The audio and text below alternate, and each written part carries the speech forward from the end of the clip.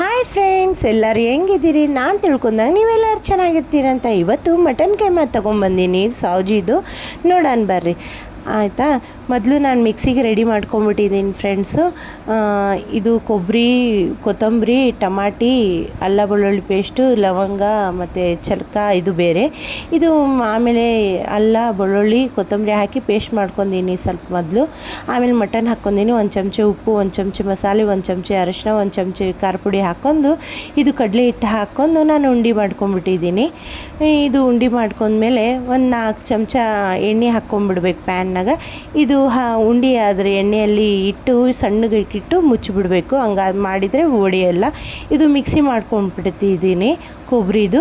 ಆಮೇಲೆ ಇದು ಉಪ್ಪು, ಒಂದು ಚಮಚ ಉಪ್ಪು, ಒಂದು ಚಮಚ ಮಸಾಲೆ, ಒಂದು ಚಮಚ ಅರಿಶಿನ, ಒಂದು 4 ಚಮಚ ಖಾರ ಪುಡಿ ಹಾಕ್ಕೊಂಡು ಚಮಚ ಇಲ್ಲಂಗೆ ಅಲ್ಲಾಡಿಸ್ಬೇಕು, ಇಲ್ಲಾಂದರೆ ಒಡೆದೋಗ್ಬಿಡ್ತೈತೆ. ಆಮೇಲೆ ಕೊಬ್ಬರಿ ಹಾಕ್ಕೊಬೇಕು. ನಿಮ್ಗೆ ನೀರು ಸ್ವಲ್ಪ ಕಮ್ಮಿ ಹಾಕಿ ಹಾಕ್ಕೋಬೇಕು, ಭಾಳ ನೀರು ಹಾಕ್ಕೋಬಾರ್ದು. ಸ್ವಲ್ಪ ಗಟ್ಟಿಯಾಗಿ ಬಂದರೆ ಭಾಳ ಟೇಸ್ಟ್ ಚೆನ್ನಾಗಾಗುತ್ತೆ. ನೋಡಿರಿ ಎಷ್ಟು ಚೆನ್ನಾಗಾಗಿದೆ ಕೈಮಾ. ಎಷ್ಟು ಚೆನ್ನಾಗಿ ಸ್ಮೆಲ್ ಬರ್ತಿದೆ ಅಂದರೆ ಅಷ್ಟು ಚೆನ್ನಾಗಿ ಈಸಿಯಾಗಿ ಜಲ್ದಿ ಮನೆಯಾಗೆ ಮಾಡ್ಕೋಬೋದು ನಾವು. ಇದು ಒಂದು ಸಲ ನೀವು ಟ್ರೈ ಮಾಡಿರಿ, ಆಯಿತಾ? ಭಾಳ ಚೆನ್ನಾಗಾಗಿತ್ತು. ಒಂದು ಸಲ ಟ್ರೈ ಮಾಡಿರಿ, ಒಂದು ಲೈಕ್ ಆ್ಯಂಡ್ ಶೇರ್ ಮಾಡಿ, ಅದು ಮರಿಬೇಡ್ರಿ.